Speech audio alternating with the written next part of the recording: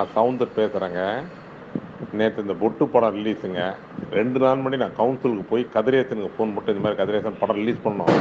கொஞ்சம் டிஸ்ட்ரிபியூட்டர் சைடில் கொஞ்சம் பேமெண்ட்லாம் வரல. எஃப்எம்எஸ் வரல, ஹிந்தி பேமெண்ட்லாம் வரல. எல்லா பேமெண்ட்டும் வந்தால் கொஞ்சம் ரிலீஸ் பண்ணலாம் கதிரேசன். அவுட்டர் ரெண்டு போனோம், சிஜி பார்ட்டி போனோம், எல்லாத்துக்கும் போனது 2 டேஸ் பிஃபோர் போய் உக்காந்து நானே போனேன். ஏன்னா ஒரு படம் ரிலீஸ்ன்ற போது கஷ்டப்படக்கூடாதுன்னு நான் ஜான் மேக்ஸ் வந்து கூப்பிட்டாரு.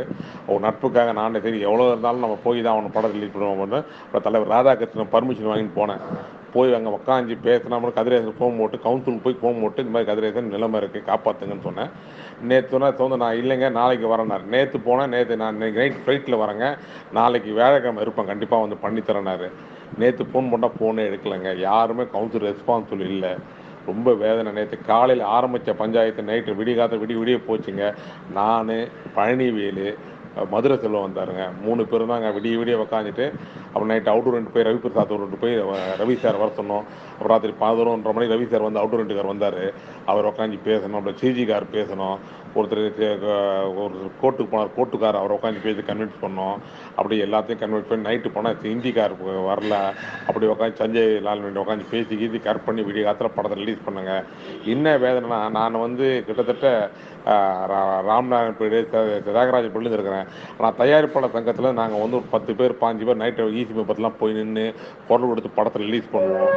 அப்படி இருந்த காலங்கள் போக இன்றைக்கி யாருமே வரலைங்க. தயாரிப்பாளர் சங்கம் இல்லை.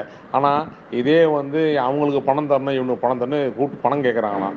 இதில் எந்த விதத்தில் நான் ப்ரொடியூசர் படம் ரிலீஸ் பண்ணதாங்க பணமே தர முடியும். வேறு சங்கத்துக்கு பணம் வாங்கி தரதுக்கு தயாரிப்பாளர் சங்கம் முயற்சி பண்ணுதுங்க.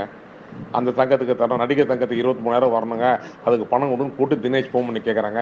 படம் ரிலீஸ் ஆன பற்றி கேட்கல, நடிகர் சங்கத்துக்கு பணம் வரணும் பற்றி கேட்குறாங்க.